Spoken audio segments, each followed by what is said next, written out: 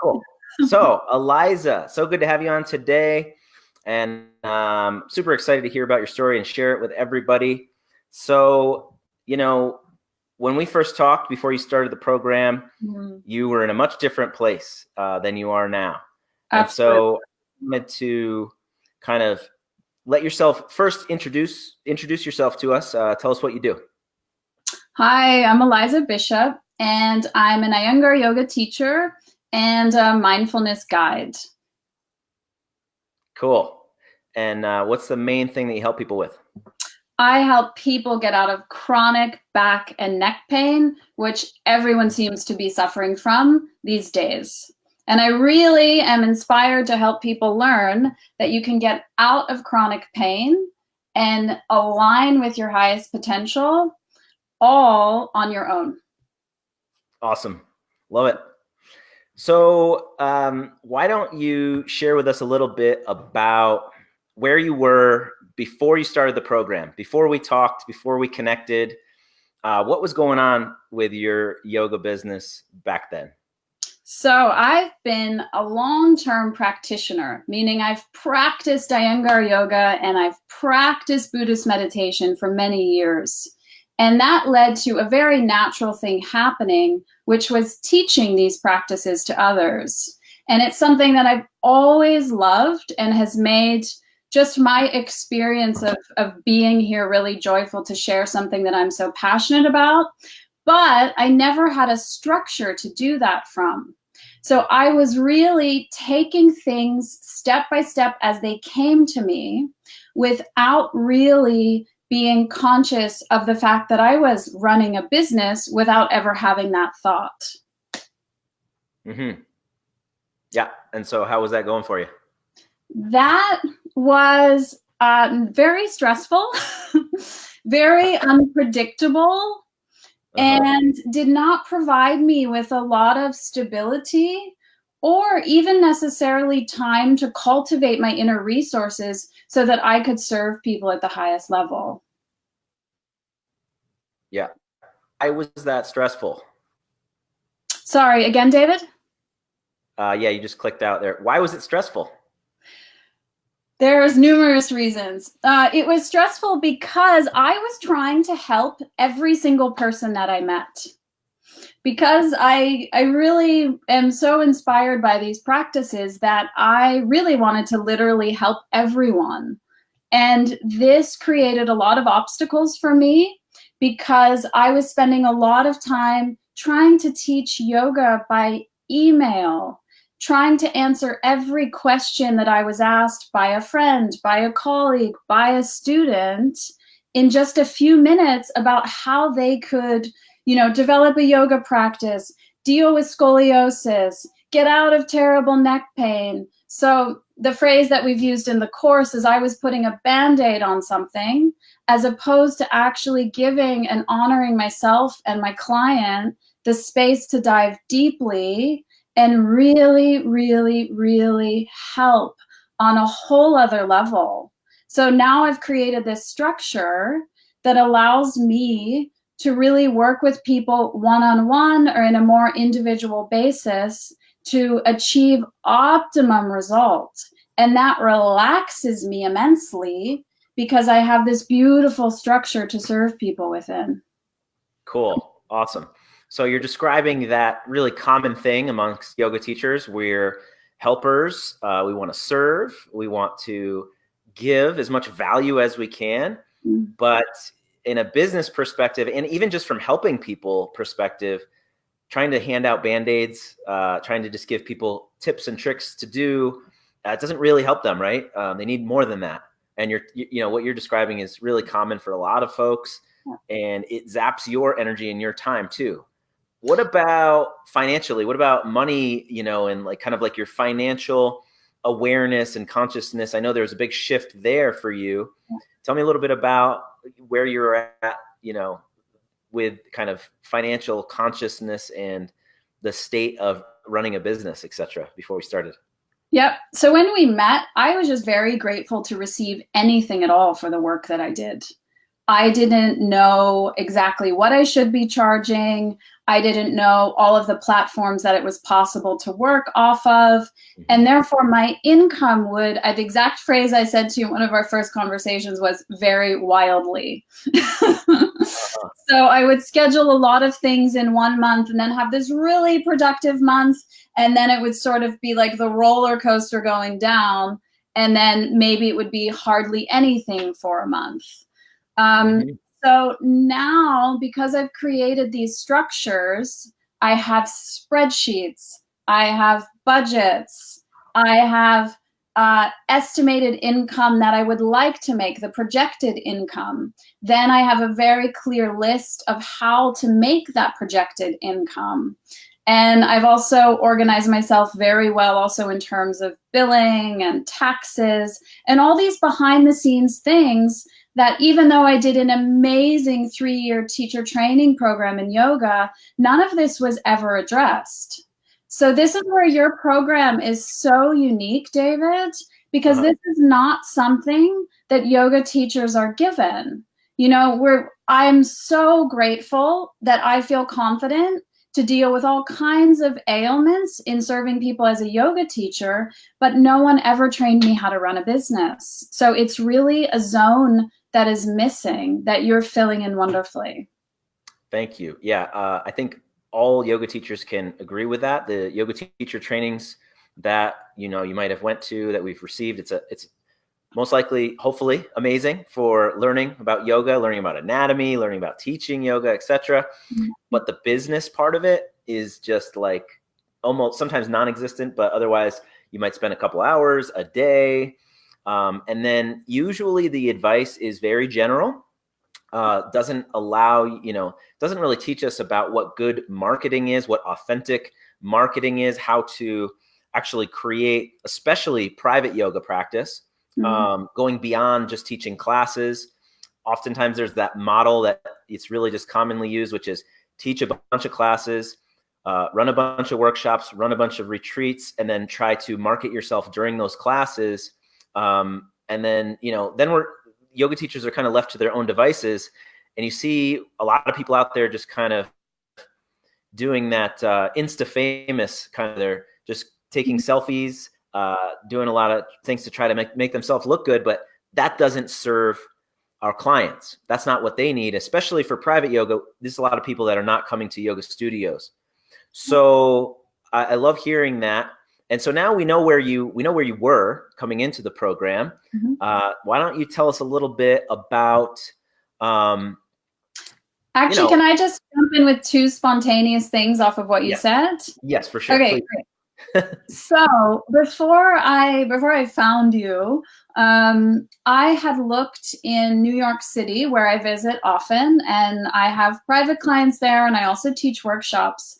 I really also wanted to know, how do I make myself known as a yoga teacher? Unless someone knows my website, they have no idea how to find me. Unless they're on my mailing list, they never receive news from me.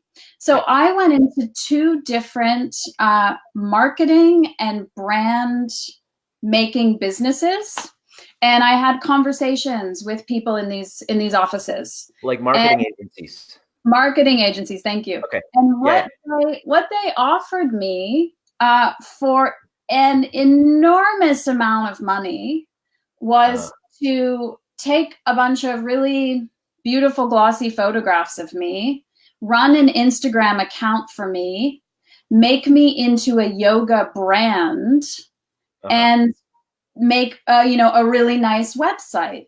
And that was it in both cases. And I left with a stomachache thinking, wow, this is yoga in the 21st century. You have to pay to make you into like a shiny package. And that doesn't align with any of my inner values. That didn't feel good at all, projecting myself out into the world in this very plasticky kind of way. So the reason this course has worked for me is that it's all working with change that you have to activate yourself with David's guidance, your guidance, and it's change that then you have to go through internally. And I had to work through a lot of my own personal hang-ups, which was and continues to be in this moment, a very transformative process to realize that so many of the blocks I had towards reaching a next level with a teaching career were just in my mindset. So in this course, the way we work with mindset creates a phenomenal base and has helped me just become a better person, as well as have all of this other success. Cool. Yeah. And what you're describing, that external, like a marketing agency just creating a brand for you, creating this image, that doesn't change anything internally. No. And then it might seem cool and look good, but it's not sustainable. You're not actually the one that's creating that. Somebody else is creating that. So you're describing that internal shift, which is huge and is that's the way to create sustainable change and to grow your business and your life out into the future. So Eliza, why don't you tell me, so you came into the program, what was the first thing that you did? What were some of the first changes that you made? Some of the first changes that I made, I started to think of myself as running a yoga business and being the yoga teacher that ran her own yoga business. And I never connected those two before.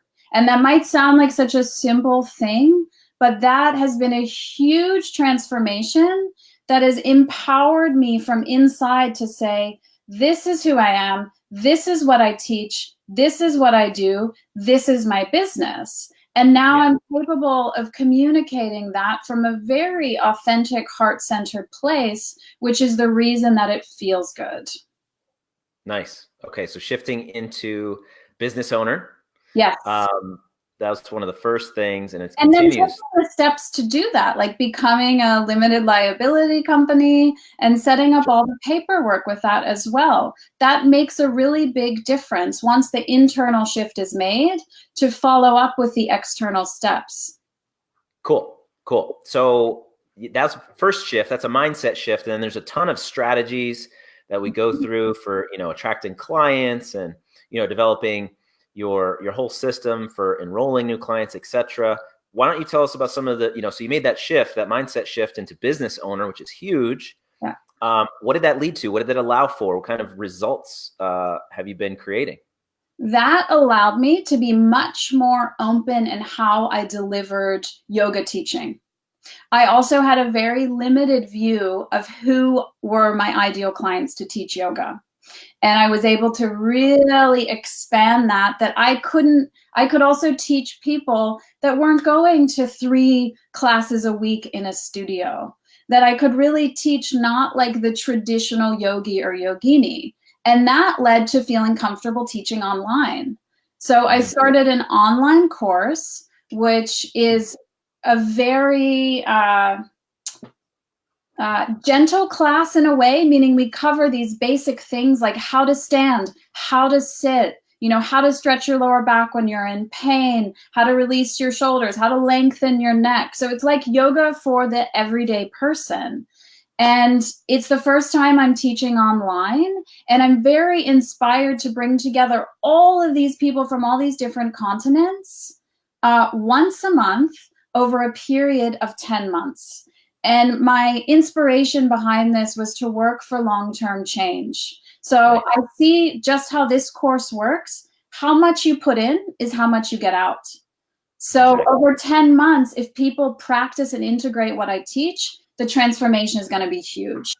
If they only want to tune in and do the live course, that's also completely fine, and there will be benefit. But I wanted to make a space for people to really grow. Yeah.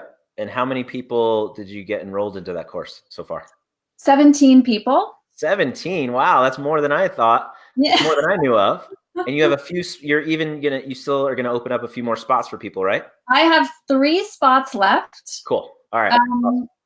So we'll put contact me if you want to join. We'll put a link in the comments below for sure with your contact info. 3 more people. Anybody can join from around the world. Awesome. So 17 folks, that is amazing. What else? So that's just that one thing. You did some other things too, not just the online course. Absolutely. What else is going on? Share some more results, because I know there's more. Sure. I was also, every time I taught a workshop, I was reinventing the wheel.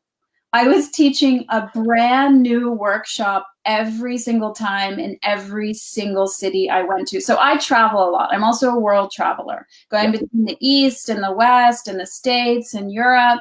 So what I did is I came up with a custom workshop, and I am now scheduled to teach this same workshop in Copenhagen, in Berlin, in Zurich, and in New York City. So rather than every single time writing new material, I'm going to become really amazing at teaching this one thing again and again. So it's helped me to also specialize, which is going to help me dive deeper with people.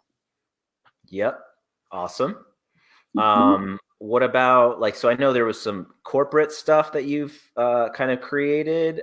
You've walked into, not walked into by accident, that's for sure. And then also you've had some success with filling your retreats as well, right?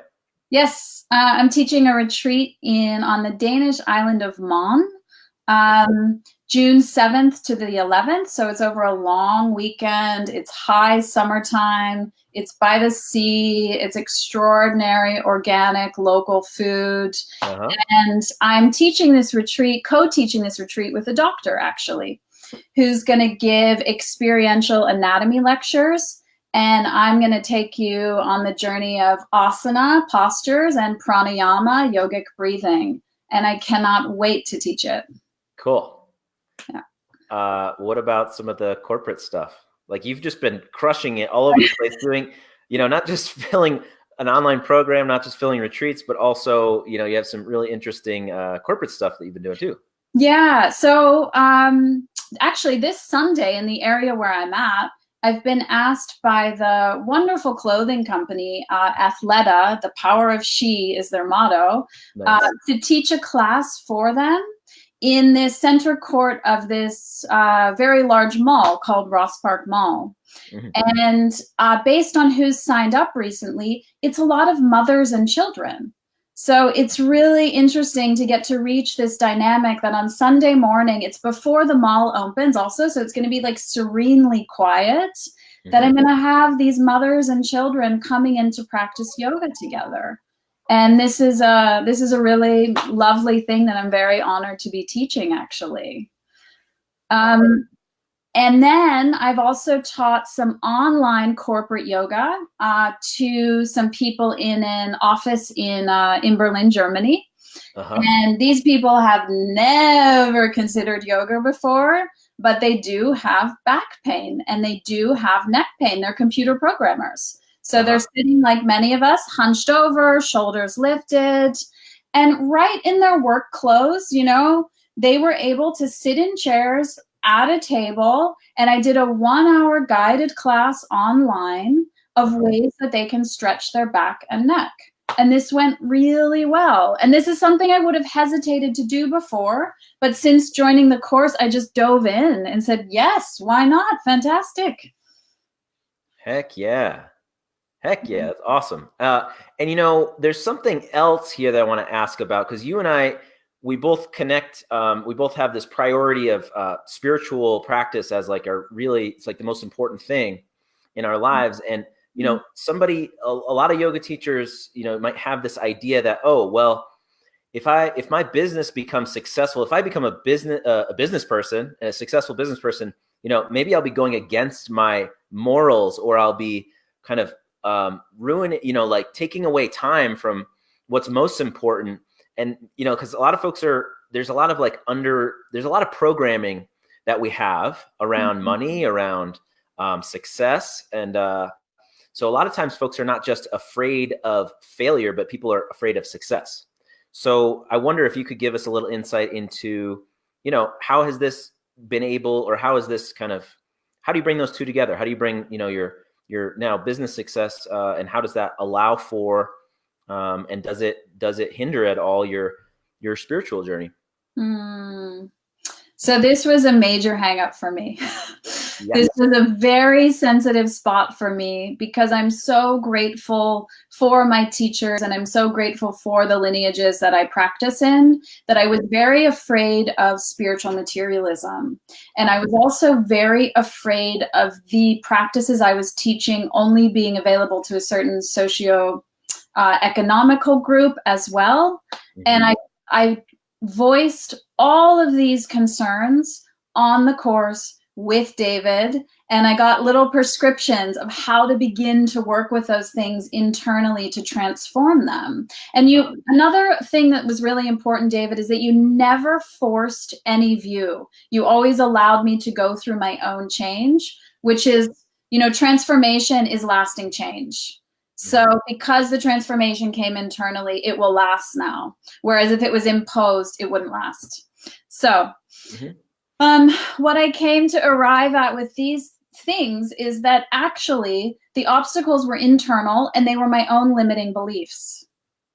And that they were based off of just probably a habitual way of thinking, a habitual story that had become a bit like a straitjacket that I was telling myself again and again and again, and that having an external perspective and view on the story and the narrative that I was telling allowed me to really break free from that. And actually now I feel even more aligned with my practices because I'm serving from my heart center rather than walking around with a lot of questions and concepts in my head and wondering if I'm doing the right thing. So now I can be much more proactive and much more clear and energized in my decisions as a business owner. That's huge. And, as you're speaking, I'm thinking back to my own journey, and I'm thinking about when I teach people and coach people around productivity, especially, I'm noticing most people that are not successful, it's a lot to do with not being in alignment. And so they're separating out like, okay, this is who I really am. And then this is who everybody else is telling me to be in business or whatever. And that creates this kind of dualistic misalignment there. And then you just start to chase shiny objects all over the place. Well, this person says I should do this, and this person says I should do that. Maybe I should do this. Maybe I should do this. But when you have that alignment, you just know what you should do. You know what works, and you can just focus on that and allow everything else to just be, which I know for myself, and I don't know about you, but it opens up a lot of space and time and energy to put towards, the things that are the most important, and you're aligned with those as you go along, right? Because the ironic catch there is that when you're actually caught up with these things, which in your mind, these stories or these questions, you think it's beneficial. At least I did. I thought it was beneficial because I was trying to be careful, because I didn't want to go into this spiritual materialism. So I was operating on this like, stay safe, stay careful. And that kept me from really showing up and from really saying, hey, without question, I can help you. Let's do it. And the people I'm working with, I'm already getting the feedback of how much more energized and clear I am. And that's also been huge for me because it's only been 8 weeks. Right. And each person I'm meeting with, I also taught like 3 workshops in the last 8 months too. And I really changed that framework. But the feedback I got from all the clients has already been, wow, what happened? What changes did you make? And I'm teaching the same workshop. It's just been an energetic shift inside of me. I love that. That's amazing. So that's another huge byproduct is like you're talking about showing up more powerful, more as a leader, even in your yoga teaching.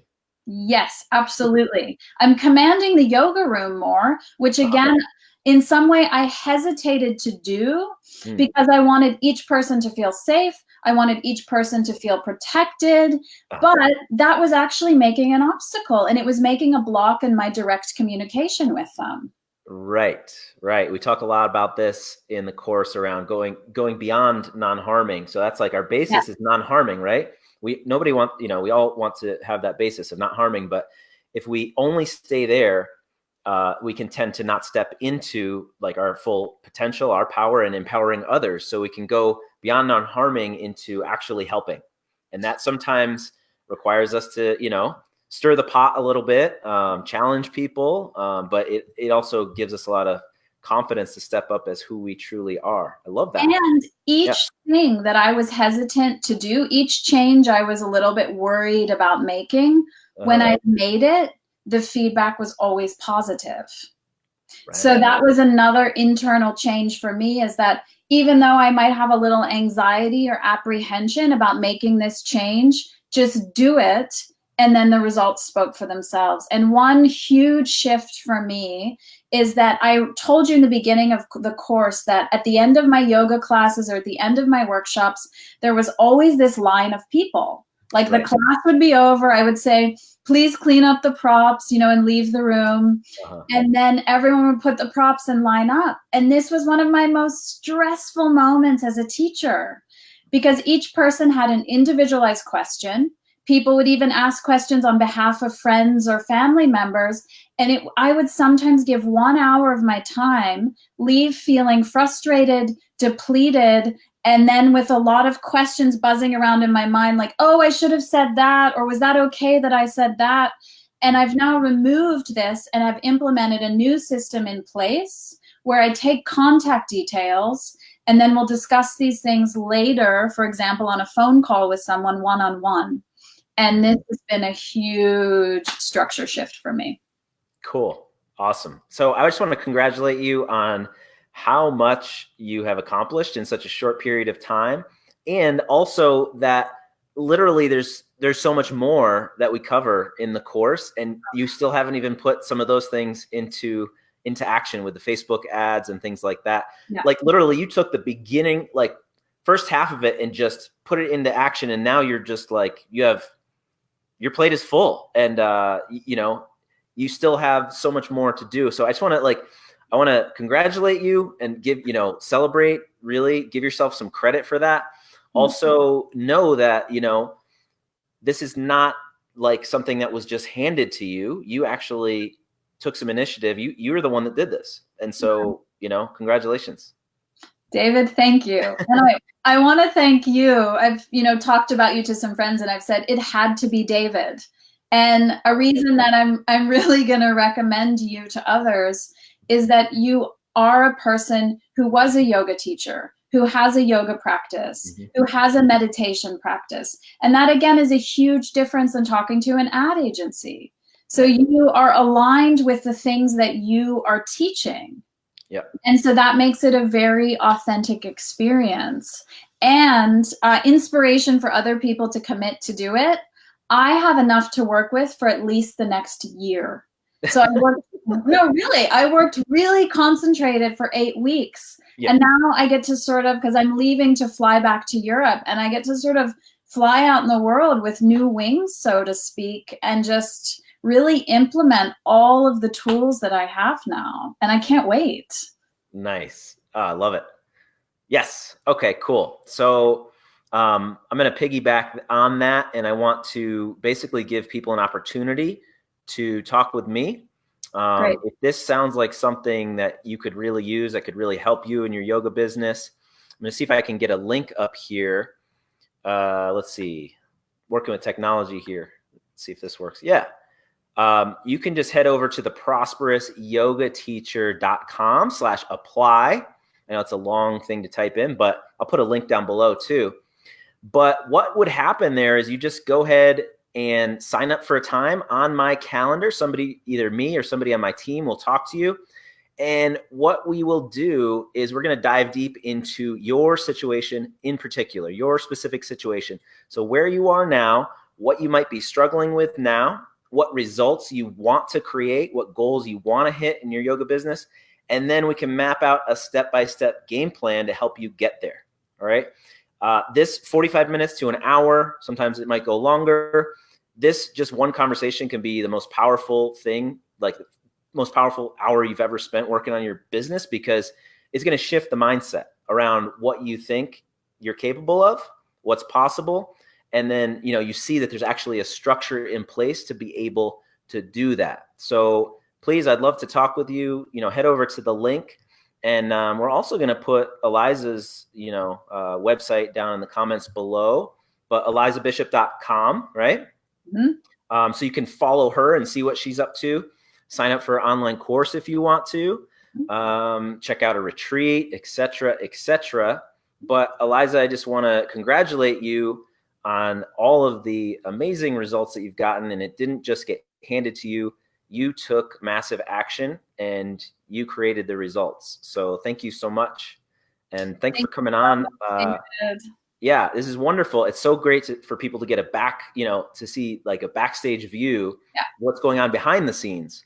And the world needs more healers, and the world needs more yoga teachers, and the world needs more people helping others heal. So really, everyone out there that's doing this work, I also just honor you and thank you and encourage you to become the best version of yourself, because that's ultimately what's going to help other people the most.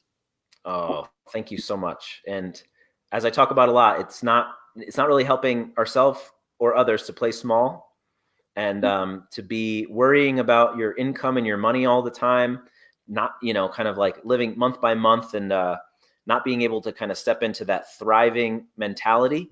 It's not doing others or yourself too much good. So, how much longer, do you want to do that? Right. That's basically what it comes down to. Thanks for adding that in. I really appreciate it. Any other parting comments or words of advice? Don't hesitate, because your hesitation is the thing that's keeping you repeating the pattern that you're repeating. Dive in and take the course with David, and then come on over and join my online course. Wow. Full circle right there. Full circle from when I first met you to now. Like, you're really owning your confidence and stepping up. Awesome. Appreciate it. Thanks so much for your time today, Eliza. My pleasure. Thanks, David. And thanks everyone for tuning in. Yes. Thank you everyone for showing up, and we'll talk soon. All Bye. right.